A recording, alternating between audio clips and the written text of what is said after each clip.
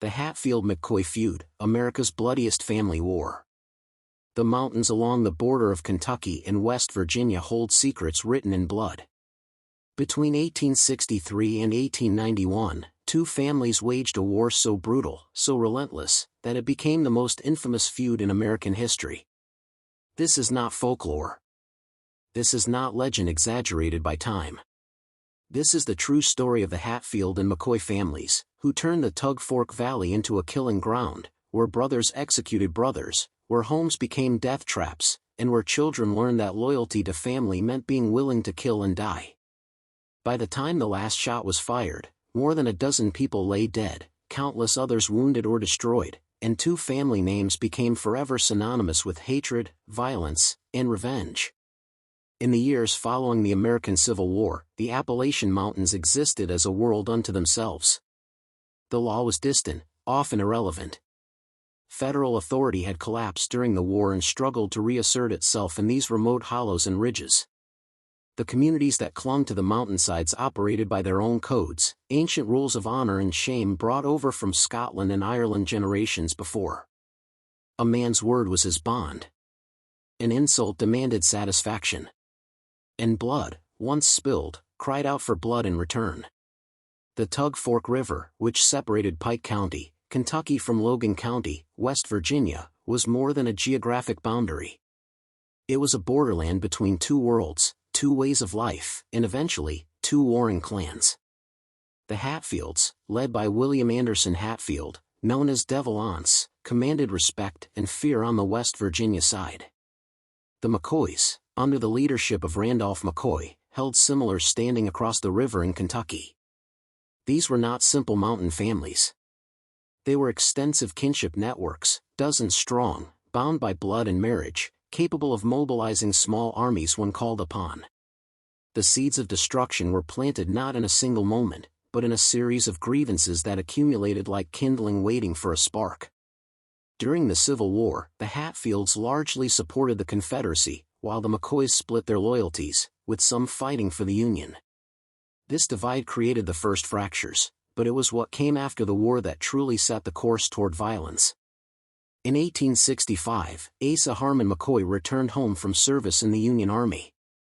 He had fought against his own region, against men he had known his entire life, and this made him a marked man. On January 7, 1865, Asa Harmon McCoy was hunted down and murdered, shot to death as he hid in a cave, wounded and helpless.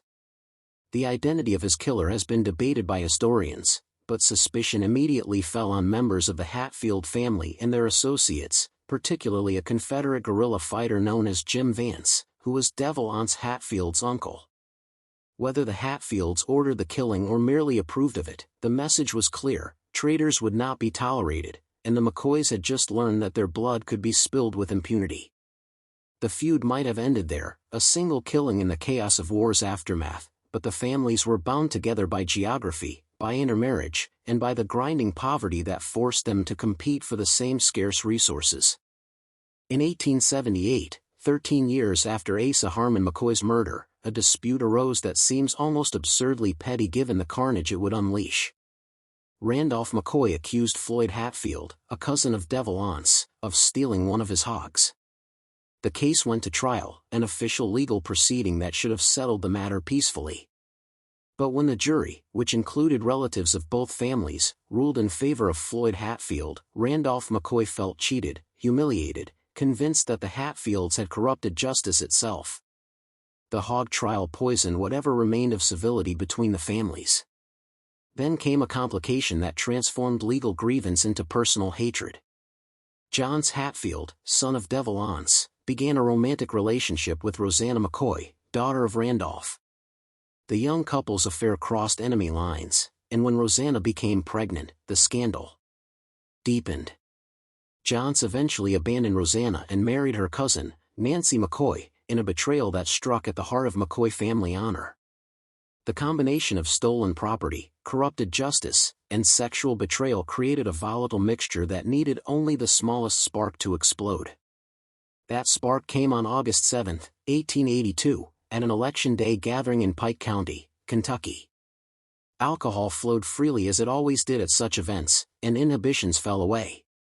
Tolbert McCoy, one of Randolph's sons, began arguing with Ellison Hatfield, a brother of Devil Anse.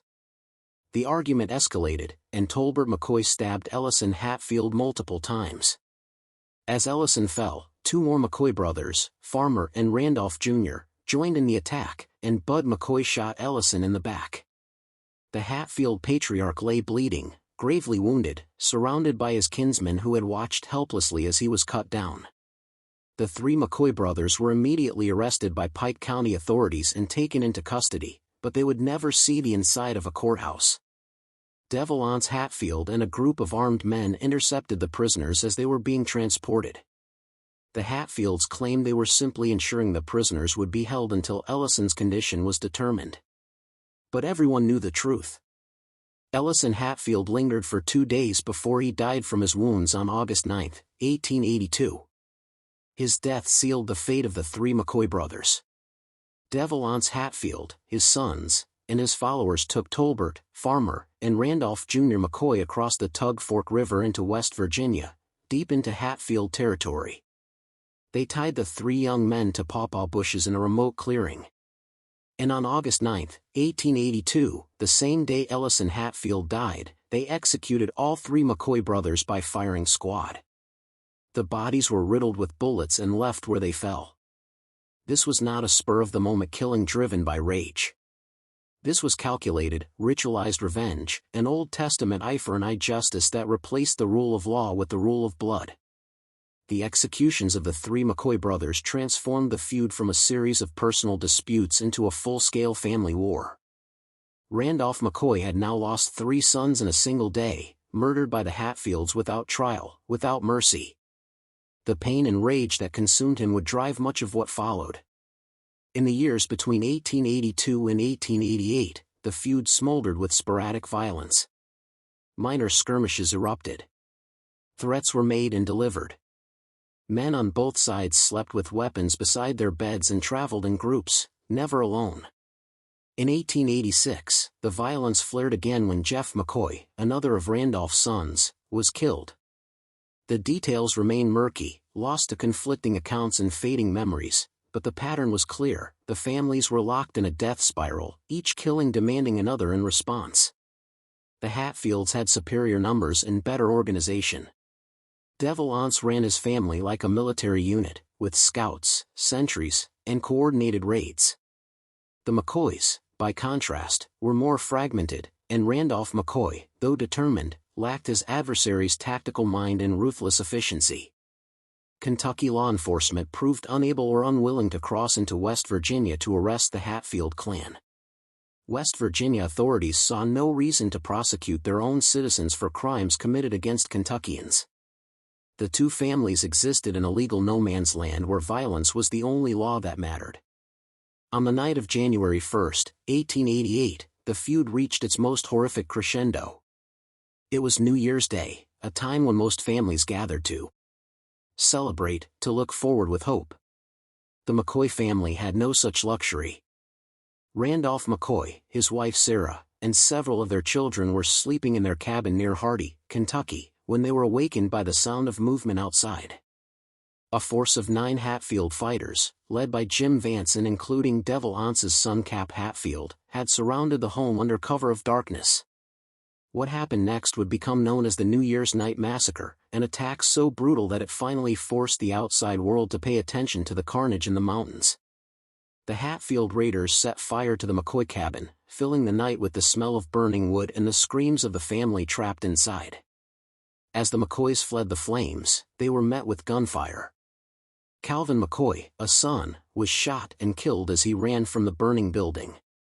His brother, Tolbert McCoy's widow's son, was beaten nearly to death. Sarah McCoy, Randolph's wife and the matriarch of the family, rushed out to plead for mercy and was struck repeatedly with rifle butts, her skull fractured, leaving her permanently injured. The daughter, Ollie Fair McCoy, a young woman barely into adulthood, was shot and killed, her body falling into the snow outside the burning cabin. Randolph McCoy himself barely escaped with his life, fleeing into the woods while bullets tore through the trees around him. He hid in a pig pen and listened as his home burned and his family was slaughtered. By the time the Hatfield raiders withdrew, 2 McCoys were dead, another critically injured, and the family home was nothing but smoking ruins and ash. The New Year's Night Massacre finally pushed the feud beyond the boundaries of the Tug Fork Valley. Newspapers across the country picked up the story. The brutality shocked even a nation that had recently emerged from the Civil War. Kentucky Governor Simon Bolivar Buckner and West Virginia Governor E. Willis Wilson became involved, each accusing the other's state of harboring criminals and failing to maintain order. Rewards were posted for the capture of the Hatfield raiders. Bounty hunters and law enforcement officers began to move into the region. Randolph McCoy, broken but unbowed, pushed for justice through legal channels, determined to see the men who had murdered his children face trial and execution. In 1888 and 1889, a series of dramatic arrests began. Pike County Deputy Frank Phillips, who had married into the McCoy family, led aggressive raids into West Virginia territory to capture Hatfield fighters. On January 19, 1888, just weeks after the New Year's Massacre, Phillips and his men cornered Jim Vance and Cap Hatfield. In the ensuing gunfight, Jim Vance was killed, shot through the head. Cap Hatfield was wounded but escaped. The death of Jim Vance, one of the feud's most violent actors and the man believed responsible for Asa Harmon McCoy's death 23 years earlier, marked a turning point. Over the following months, more Hatfield associates were captured and brought to Kentucky to stand trial. The legal proceedings became a spectacle. The trials of the Hatfield raiders drew national attention, with journalists from major newspapers attending to cover the proceedings. In 1889, Ellison Mounts, a mentally disabled young man who was related to the Hatfields and had participated in the New Year's Massacre, was tried, convicted, and sentenced to death. On February 18, 1890, Ellison Mounts was hanged in Pikeville, Kentucky, the only person ever executed for crimes committed during the Hatfield-McCoy feud. His last words were a confession and a plea for forgiveness. 8 other Hatfield raiders were also tried and convicted. Several received life sentences, including Ellison Hatfield's sons. The severity of the punishments sent a clear message: the era of frontier justice and family feuds operating outside the law was coming to an end. The legal consequences extended beyond criminal trials. The governors of Kentucky and West Virginia engaged in a bitter dispute that eventually reached the United States Supreme Court. West Virginia argued that Kentucky had no authority to arrest men on West Virginia soil and demanded their return. In 1888, the Supreme Court ruled in the case of Mahone v. Justice, deciding in Kentucky's favor and establishing that states could pursue criminals across state lines under certain circumstances. The Hatfield-McCoy feud had inadvertently created legal precedent that would shape American law for generations. Devalance Hatfield himself was never captured or brought to trial.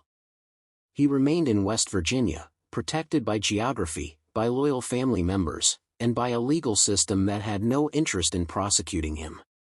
As the 1890s progressed, the feud gradually lost its momentum.